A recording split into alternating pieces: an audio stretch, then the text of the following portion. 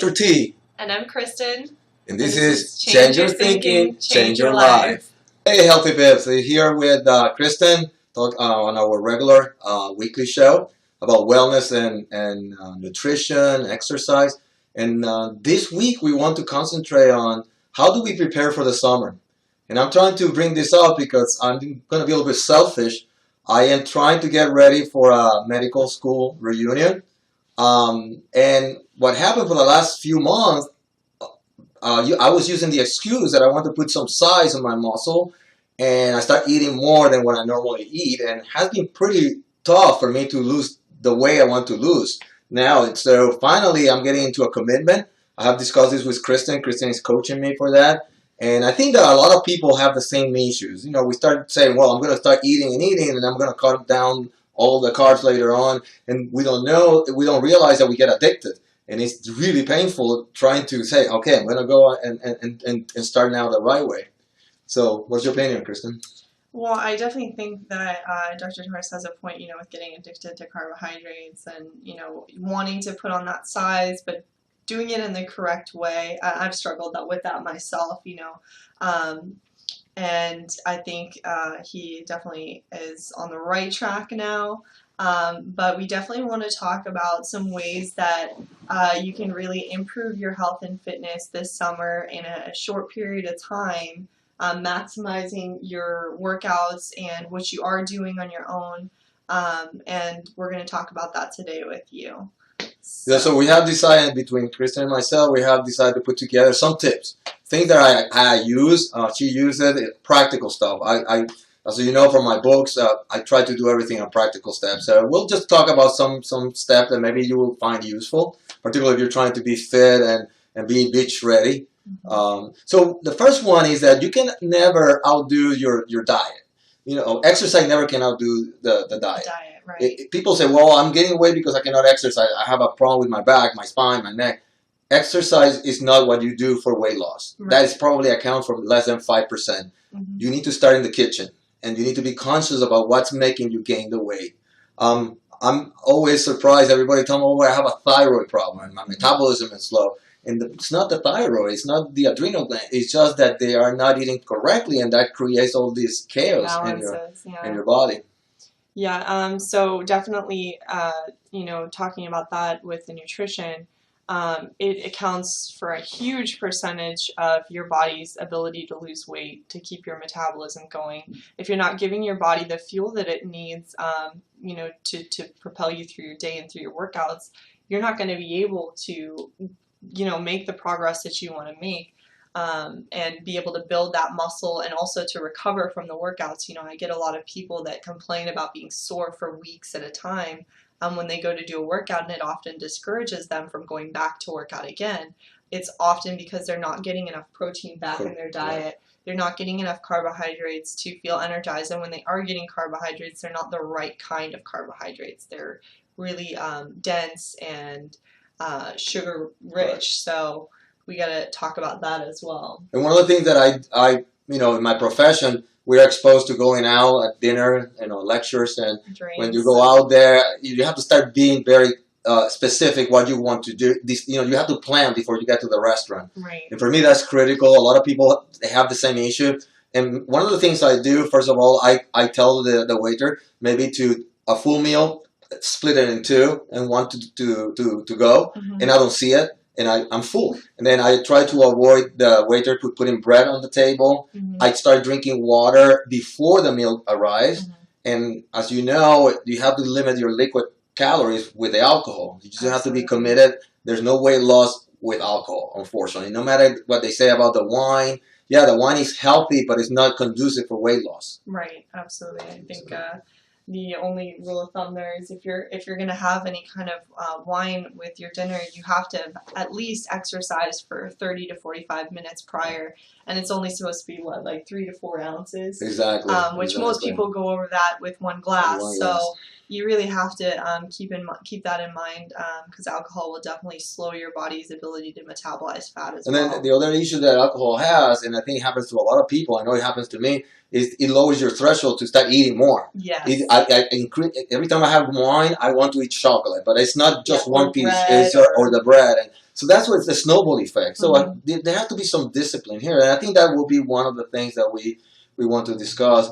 And then I think the other rule of thumb is that when you, I think we discussed it maybe before, when you wake up in the morning, you have to have a big glass of water to begin with. Yeah. Some people say that you want it to a room temperature, you don't want it to be too cold, so you just don't kind of lowers your metabolism. And then be sure that you're hydrated during the entire day, and again, preferably before you eat anything. Yeah, for the ladies, I think it's 1.5 liters, and for the men, it's probably double that. Yeah. But especially during the summer, because it's hot outside and you're going to be sweating, you're out in the sun. It's really important to stay hydrated. And I think that's huge as far as weight loss. It helps flush your body out, and your body will retain water if it doesn't get enough water. So that's really important. Another thing that we also have to consider is and again, it happens to me when I try to do a photo shoot or something like that, is that every time we eat out, they have tons of condiment and salt. Yeah, and when people say, I cannot get rid of this here, I have lost so much weight, it's not that there's fat there. There is water retention. Yeah. And so there is you will never lose that abdominal belly if you're eating outside or with the salt unrestricted. And that's one thing that we have to remember. Yes, I had a client actually ask me the other day about that, and I just told her to tell the waiter or waitress that they have an allergy to salt or to butter, and that they can't have it on their food. And that way it's just prepared plain, and then you can season it yourself at the table. Exactly. And that's a lot simpler than having to explain, oh, I want to do this for diet reasons. So, and then when we go to the exercise part about you're trying to lose weight and getting fit, I'm talking about all my experiences. I was the kind of guy that I thought that by doing 2 hours of cardio, I was going to burn more calories. I never lost anything. I was deconditioned, and until I was introduced by other trainers to do interval training. Yes. High intensity. I do 15 minutes, then I do my weights for 30 minutes, and then I finish with another 15 minutes. And that has been perfect. It has been allowing me to maintain my weight very, very reasonable. Yeah, so the high intensity interval training is absolutely the best bang for your buck. Steady state cardio really isn't going to get you very far as metabolizing fat. And the high intensity interval training is great because it spikes your metabolism by increasing the heart rate and then allowing it to back off again and come back to a resting state and then spiking it again. So you're essentially shocking your cardiovascular system and metabolizing fat really quickly. So there's tons of HIIT interval training workouts out there. One of my favorites that's really simple is just a 7-set series. You do 30 seconds at 80 to 85%, running, and then you rest for 4 minutes. And you can do that on the treadmill, you can do it outside, you can do it on a bike, and you do that 7 times, and then you're done. That's roughly about 25 to 30 minutes, and you can split that up half and half, so you do half before you work out, half after. Exactly. You can do it in the morning before you work out. It's up to you. And and I'm talking about my experience, everybody asks me how I did it. It's a rule of thumb that I do is every morning on an empty stomach, I do my cardio. It's more efficient. You don't need to worry about, then in the morning I see people drinking all this energy drinks. They don't understand that there's sugar there, and you have to really work hard in order to deserve a Gatorade. But I see people working out in the gym, and they are doing the minimal, and they have a big bottle of Gatorade or whatever, vitamin water, and again, you're defeating the purpose if you want to read. And I think we have discussed this before. There's a difference between being healthy and trying to lose weight. Right. There's a lot of fruits that are very healthy, but they are not appropriate for weight loss. Yeah. So we just have to understand that very well, so we are successful in what we want to do.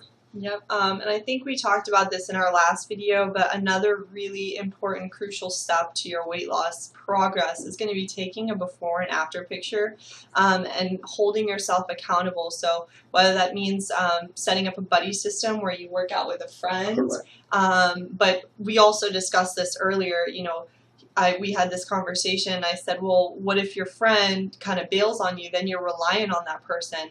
And we came to the conclusion that it's always better to have somebody that is as serious about their goals as you are.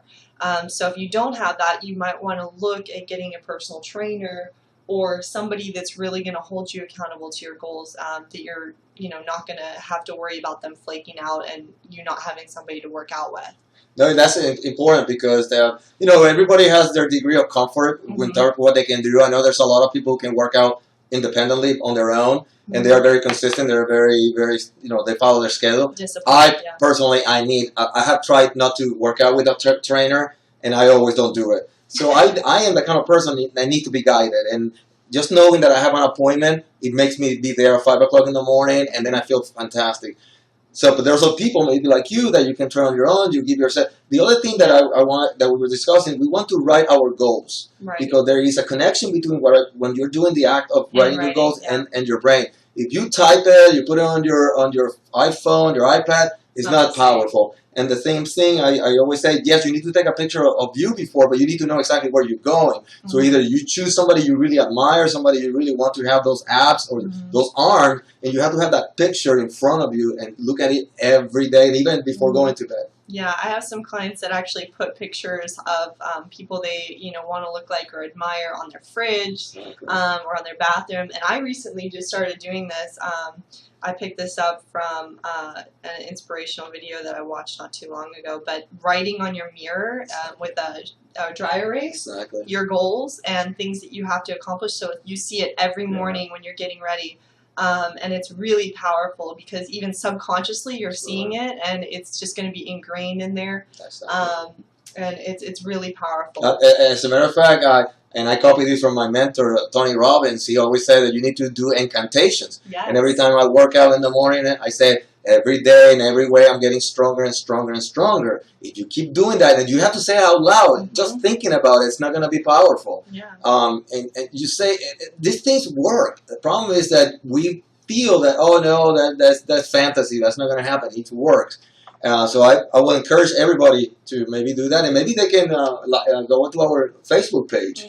We're just going to put in there more tips and exercise program and nutrition, and hopefully you can, if you're interested in joining our 28-day detox, to gear you in the right direction for the weight loss. Absolutely. We're always posting amazing, free content on motivational topics, weight loss, health, wellness, nutrition. Correct. On a daily basis. So that's an awesome resource for you guys. And then, obviously if you are interested in pursuing a short-term detox for summer or your weight loss program, you could definitely check that out as well.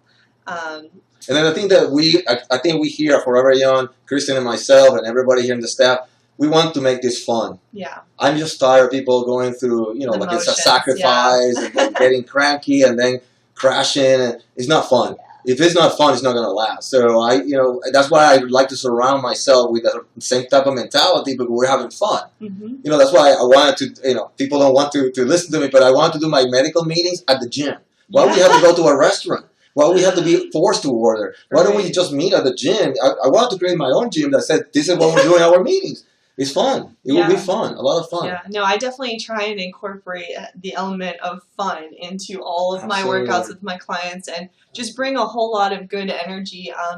Good music. I always ask my clients, what kind of music do you like to listen to? And I have that on during their workout. And we actually just created our own playlist, which is really awesome. We're adding new stuff to that every week.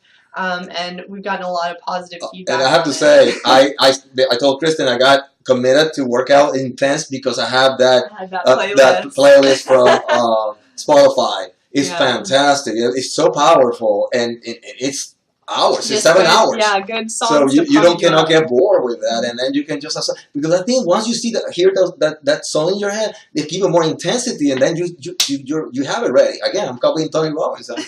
He's my mentor. Yeah, so I'm definitely, there's a ton of great resources on our Facebook page if you want to check that out.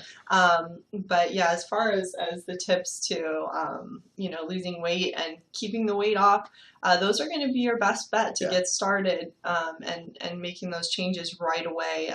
And I think I'm going to post them, the full list that we have tomorrow. Yeah. So if you want to check it out tomorrow, we're going to put it on our Facebook page so you can have it just for reference. Yeah, I think we probably gave you about, 7? 7, but we have all the way to 25 at least, and they're very practical. Yeah. All right, Okay? guys. Well, thank you so much for tuning in. This was another episode of Change Your Thinking, Change Your Life. And we're going to post another video next weekend for you.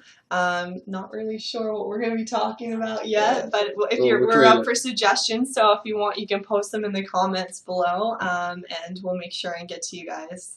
All right, guys. Have a great week, and hopefully we'll see some results very soon.